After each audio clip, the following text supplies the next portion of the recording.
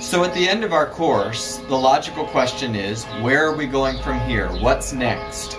We've studied techniques that were used in Debussy's time 100 years ago, all the way up through basically the present, the last few years. And again, I'm standing here in Zagreb, Croatia, surrounded by all these composers from all over the world. So I asked some of them, what's next? What's the next big thing in composition? Here's a little bit of what they said. Because anything goes, we're not going in any one place. We're going in all different directions, and in many ways that's fantastic. But it also means you can't really talk about the force of history moving from here to there anymore. Because today everybody's doing their own thing, and tomorrow the thing everybody is doing will be different, but it'll still be everybody doing their own thing. If your easy questions are impossible, I don't want to hear the hard ones.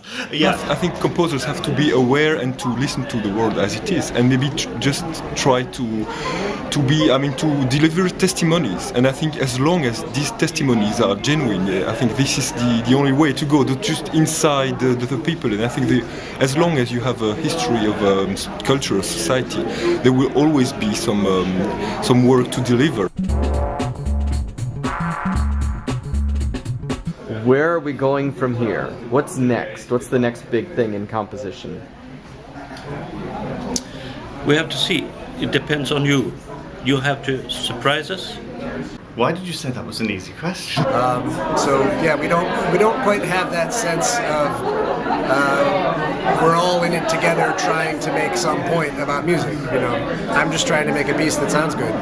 And when I'm done with that one, I'll try to make another one, and it may not even sound like the last piece I did, let alone anything else that's going on.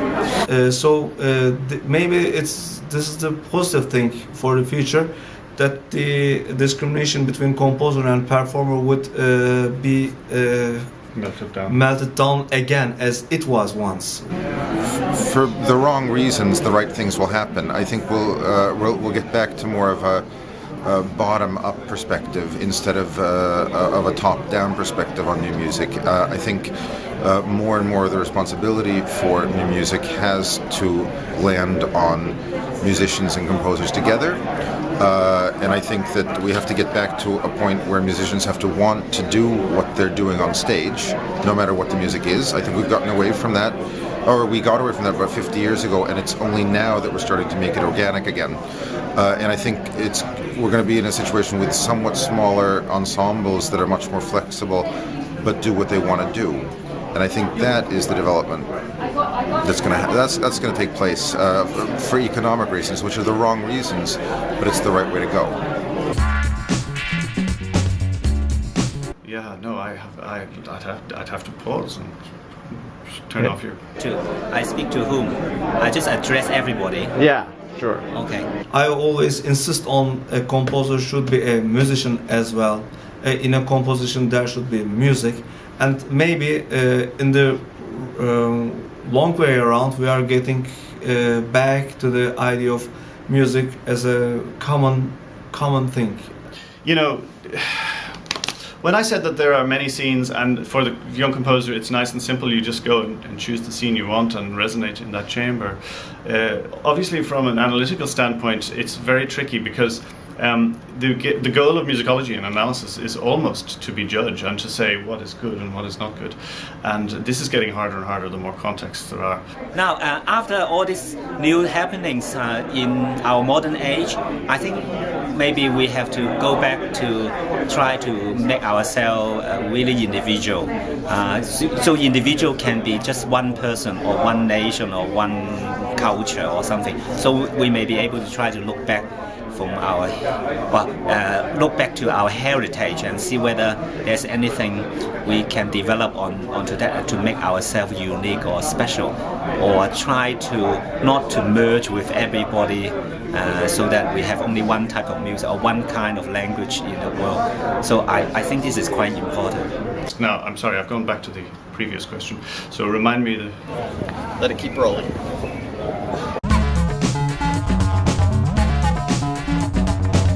yes, the barriers between performer and creator are definitely breaking down. The expectation now, as well as that, the concept of the role of the conservatory and university training is in the artistic world that's really out there is becoming less and less important. That's excellent. Okay. So now we have sound artists, and they may be coming from a fine art, visual art background, and they are really being, they're really coming into the area, and they're, well, to put it bluntly, also attracting funding and changing the scene and so on.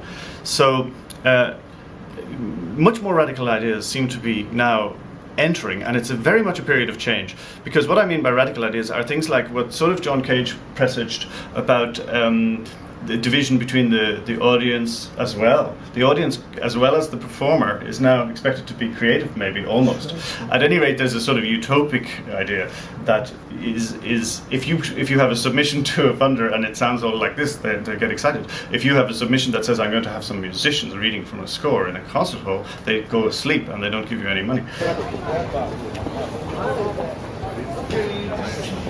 Getting back to the idiom of improvisation, for composition, once told as enslaved improvisation and improvisation as instant composition, I think once again the borderline between static meant composition is going to be dissolved for the good of improvisation. So music in the natural flow will come back. Now, of course, it's not all about funding, but the fact of the matter is that what gets people excited is terribly important when you're talking about predicting the future. So I think that none of this is just a return to Baroque practice, although there are elements of that, which is to say that improvisation once again returns to being important.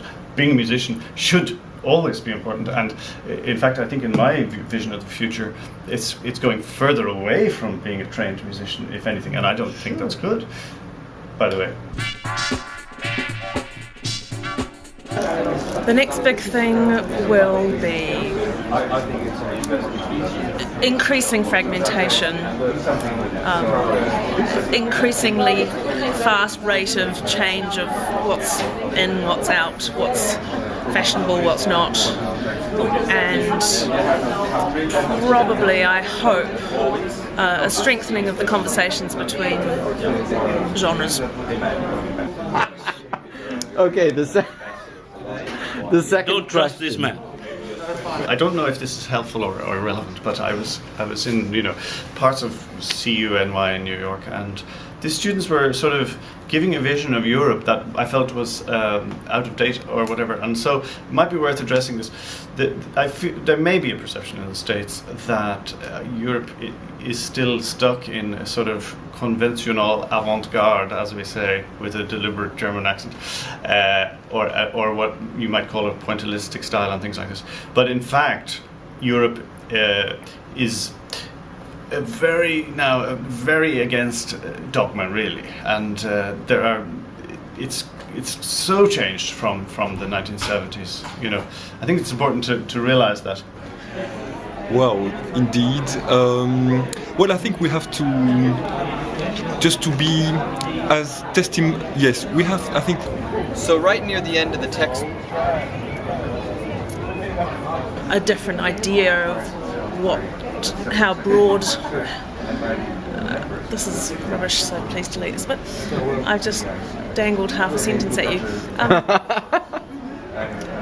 Yes, I don't think I can finish that thought because Yeah. So already we've seen many boundaries breaking down, and they continue to break down. And the openness between audience, performer, and creator, and so on, it's very fluid. And each composer himself or herself is changing quite rapidly. I mean, my style is changing because I'm constantly challenged by the context in which I'm working, because the context is constantly changing. We don't have a department called composition. It's called audio design department for sound design, sound branding, audio logo, and this and that, sound art, sure, as mentioned, sound sculpture. Look at this, all the emphasizes everywhere but on music in the manner my grandmother would understand.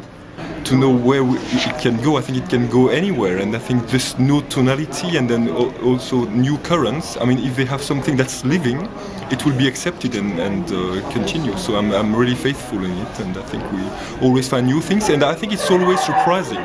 I mean, things come always unexpected, and so I'm very curious about what's next. Yeah, and there's no question that we are also in danger of losing some very important things along the way.